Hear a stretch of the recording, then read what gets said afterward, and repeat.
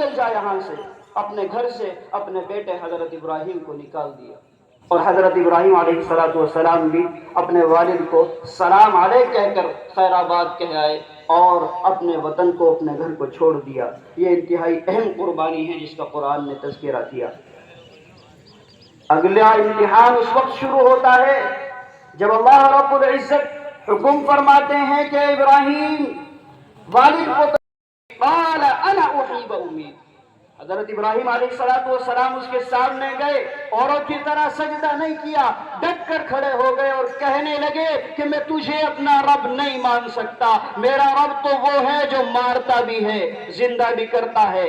اس نے کہا کہ کیا بڑی بات ہے، انا احیی و امیت، میں بھی مار سکتا ہوں، میں بھی زندہ کر سکتا ہوں، یہ سب چیزیں تو میں بھی کر سکتا ہوں۔ اگر یہی رب ہونے کی نشانی ہے تو یہ علامت و نشانی میرے اندر موجود ہے۔ اسی وقت قید خانے سے دو لوگوں کو بلایا اور بلا کر کے کہنے لگا کہ یہ وہ شخص ہے جس کی پھانسی کا اعلان ہو چکا ہے، کل اس کی ہلاکت ہے، اس کی موت کا وقت قریب ہے، اور یہ وہ آدمی ہے جس کی رہائی کا اعلان ہو چلا ہے۔ اب بتا کہ جس کی رہائی کا اعلان ہوا ہے میں اس کو مار سکتا ہوں، اور اس کو قتل کر دیا، اور جس کی موت کا اعلان ہو چکا تھا اس کے بارے میں کہنے لگا کہ اس کو رہا کر رہا ہوں، اس کو آزاد کر دیا، اور کہنے لگا کہ میں موت و حیات کا مالک ہوں، جس کی موت طے تھی اس کو میں نے بخش دیا، اور جس کی زندگی طے تھی اس کو میں نے موت دے دی۔ درباری خوش ہو گئے، عوام خوش، سب تالیاں بجانے لگے، لیکن حضرت ابراہیم علیہ السلام سمجھ گئے کہ بے وقوف آدمی ہے، غبی آدمی ہے، حقیقت سے ناواقف ہے۔ حضرت ابراہیم کا منشا یہ نہیں تھا کہ کوئی کسی کو مار دے یا قتل کر کے اسے ہلاک کر دے یا اسے زندگی دے، اس طریقے سے اسے بخش دے، بلکہ حضرت ابراہیم علیہ السلام کا منشا تو یہ تھا کہ اللہ رب العزت وہ ہے جو خون کے ایک لوتھڑے سے، ایک بے جان چیز سے ایک جاندار کو پیدا کر دیتا ہے۔ تیرے اندر یہ سکت ہے تو کر کے دکھا۔ بہرحال نہیں مانا۔ حضرت ابراہیم علیہ السلام نے دوسری دلیل پیش کی کہ رب تو وہ ہے جو روزانہ مشرق سے سورج کو نکالتا ہے، مغرب کے اندر غروب کر دیتا ہے۔ اگر تیرے اندر سکت ہے تو واقعی رب ہے، اپنے آپ کو رب سمجھتا ہے تو جا آج مشرق کے بجائے سورج کو مغرب سے نکال کر دکھا۔ فوراً حیران ہو گیا، خاموش ہو گیا، بغلے جھانکنے لگا، درباری بھی خاموش، بادشاہ بھی خاموش۔ کیوں؟ یہ تو صرف اور صرف رب کر سکتا ہے، کیونکہ سورج تو اس کی پیدائش سے پہلے بھی نکل رہا تھا، نمرود جب تک وجود میں بھی نہیں آیا اس وقت سے سورج مشرق سے نکل رہا ہے، اور ایک دن آئے گا کہ سورج مغرب سے نکلے گا، اور یہ اللہ ہی کر سکتا ہے، اللہ کے علاوہ کوئی نہیں کر سکتا۔ بہرحال جب اس کے پاس جواب نہ بنا تو عناد میں دشمنی کے اندر اتر آیا اور کھلا چیلنج دے دیا کہ اس کو جلا دو۔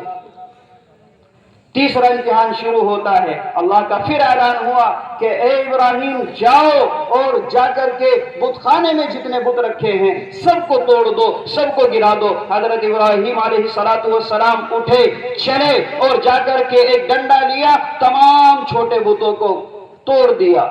توڑنے کے بعد وہ ڈنڈا بڑے بت کے ہاتھ میں رکھ دیا۔ لوگ جب اپنے میلے سے واپس آئے، گھوم پھر کر عیش عیاشی کر کے واپس آئے، آ کر کے دیکھا کہ ہمارے بتوں کا حال تو خراب ہے، تمام کے تمام بت ٹوٹے پڑے ہیں، مسمار ہیں۔ پوچھنے لگے کہ یہ کس نے کیا؟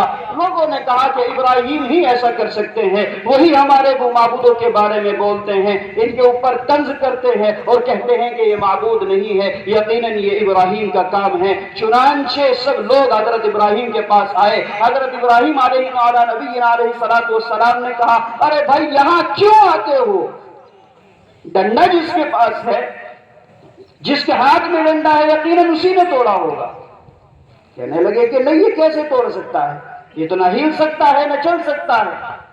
حضرت ابراہیم نے کہا پھر اسی سے پوچھ لو، یہ تو موجود تھا وہاں، بڑے والا بت وہاں پر موجود تھا، اس کی آنکھوں کے سامنے سب ہوا ہے، اسی سے پوچھ لو۔ کہنے لگے کہ کیا باتیں کرتے ہو، یہ نہ بول سکتا ہے نہ سن سکتا ہے، ہم اس سے کیسے پوچھ لیں، کیسے اس سے معلوم کریں؟ تو فوراً حضرت ابراہیم علیہ السلام نے توحید کی ضرب ان کے دلوں پر لگائی اور کہنے لگے کہ ارے بے وقوفوں، میں یہی تو کہہ رہا ہوں، میں یہی تو تمہیں سمجھا رہا ہوں، جو نہ سن سکتا ہے، نہ بول سکتا ہے، نہ تمہاری مدد کر سکتا ہے، حتیٰ کہ تمہاری تو دور کی بات، جو خود اپنی مدد نہیں کر سکتا، وہ کیسے تمہارا رب ہو سکتا ہے؟ یقیناً وہ تمہارا رب نہیں ہے، تمہارا رب اللہ ہے، اللہ ہے۔ یہ سن کر سب لوگ پھر پریشان۔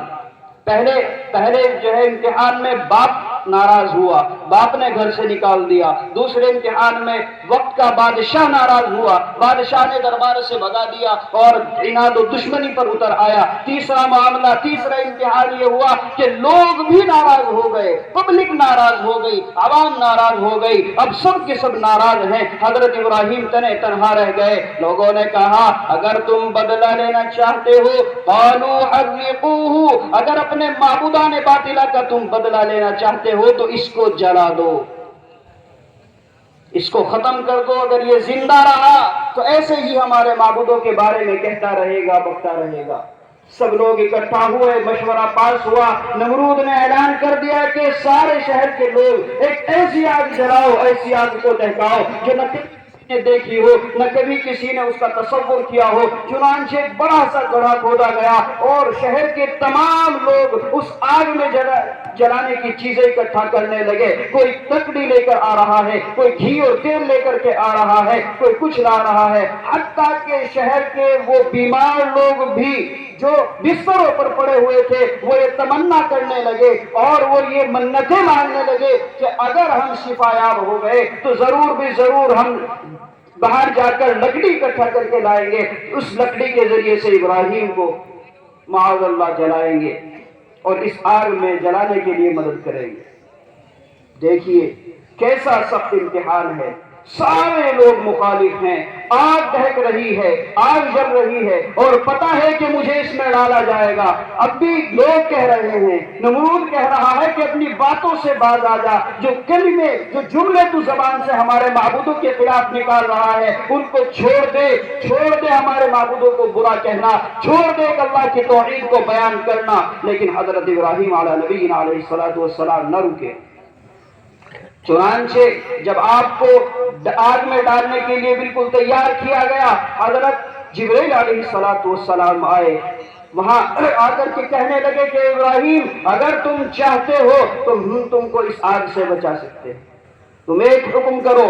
پانی کا فرشتہ آیا، کہنے لگا کہ میں بارش برسا کے اس آگ کو ختم کر سکتا ہوں۔ ہوا کا فرشتہ آ کے کہنے لگا کہ میں ہوا چلا کر اس آگ کو ختم کر سکتا ہوں اگر تم کہو تو۔ حضرت ابراہیم نے پوچھا کہ فرشتوں یہ بتاؤ کہ خود آئے ہو یا اللہ نے تمہیں بھیجا ہے؟ کہنے لگے کہ نہیں، اللہ کا حکم تو نہیں ہے، ہم خود آئے ہیں۔ تو کہنے لگے کہ مجھے تمہاری ضرورت نہیں ہے، مجھے اس رب کی ضرورت ہے، اگر وہ چاہے گا مجھے ہلاک کرنا، اگر وہ چاہے گا مجھے جلانا تو جلا دے گا، اس آگ کے اندر جلا کر کے ختم کر دے گا، اور اگر بچانا چاہے گا تو بچا لے گا، مجھے تمہاری ضرورت نہیں ہے۔ حسبی اللہ و نعم الوکیل کہتے ہوئے آگے بڑھ گئے۔ اللہ رب العزت کی محبت جوش میں آئی۔ اللہ تعالیٰ کہتے ہیں کہ ہم نے آگ کو حکم دیا کہ اس ابراہیم کے لیے سلام کی والی ہو جا، ٹھنڈی ہو جا، اور ٹھنڈی بھی وہ نہیں کہ اگر میرا ابراہیم تیرے اندر آئے تو ٹھنڈ کی وجہ سے کانپنے لگے۔ آگ کو ٹھنڈا ہونے کے ساتھ ساتھ یہ حکم ہوا کہ سلام کی وادی ہو جا، کہیں میرے ابراہیم کو تکلیف نہ پہنچے۔ یہ ہے حضرت ابراہیم علیہ السلام کی زندگی کے اہم پہلو، یہ ہے آپ کا امتحان، جن امتحانوں میں آپ ہمیشہ کامیاب ہوتے رہے۔ ارے میرے بھائیوں بتاؤ کہ آج ہم پر پریشانیاں آتی ہیں، آج ہم پر مصیبتیں آتی ہیں، کیا ہم بھی یہی جملہ کہتے ہیں کہ حسبی اللہ و نعم الوکیل، حسبنا اللہ و نعم الوکیل، ہمارے لیے اللہ کافی ہے، وہی کارساز ہے؟ کیا ہم بھی کہہ کر یہ مصیبتوں کو ٹالنے کی کوشش کرتے ہیں؟ نہیں میرے بھائیوں، جو رب ابراہیم کا رب ہے وہی رب میرا اور تمہارا بھی رب ہے، وہ ہمارے ساتھ بھی اتنی ہی محبت کرتا ہے۔ بس فرق یہ ہے کہ حضرت ابراہیم علیہ السلام ہمیشہ اللہ کے حکم کے آگے سرنگو ہو جاتے تھے، ہمیشہ سر تسلیم کو کم کر لیا کرتے تھے، اپنے رب سے بے انتہا محبت کرنے والے تھے۔ اسی لیے اللہ نے ان کے بارے میں کہا واتخذ اللہ ابراہیم خلیلا، کہ ہم نے ابراہیم کو اپنا خلیل بنا لیا ہے، اپنا دوست بنا لیا ہے، اپنا پیارا بندہ بنا لیا ہے۔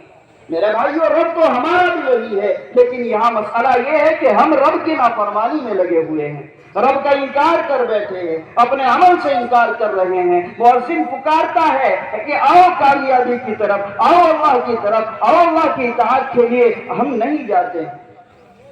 شادی بیاہ کے موقع پر اگر ہمیں ہمارا رب کہتا ہے کہ سنت کے مطابق، شریعت کے مطابق اس کام کو انجام دیجیے، ہم کہتے ہیں کہ آئی ڈونٹ کیئر، ہمیں رب کے حکم کی پرواہ نہیں ہے، ہم تو اپنی مرضی سے شادی کریں گے۔ شادی کوئی بار بار تھوڑی آتی ہے، شادی تو زندگی میں ایک مرتبہ ہوا کرتی ہے۔ اگر آج بھی ہم نے خوشی نہ منائی، آج بھی اگر ہم نے جو ہے پٹاخے نہ چھوڑے، آج بھی ہم نے ڈی جے نہ بجائے، تو پھر شادی کہاں رہی؟ ہم تو یہ کہتے ہیں، اسی لیے پریشان ہیں میرے بھائیوں۔ یہ امتحانات حضرت ابراہیم علیہ السلام جن میں کھڑے اترے، ان میں تمام امتحانات میں یہی چیز ہے کہ ہمیشہ اپنے آپ کو سرنڈر کر دیا جائے رب کے حکم کے سامنے، اپنے سر کو اپنے سر کو خم کر لیا جائے، سر تسلیم خم کر لیا جائے اپنے رب کی اطاعت کے لیے۔ اسی کا نام زندگی ہے، اسی کا نام اسلام ہے، یہی چیز ہے اسلامی قانون کے اندر۔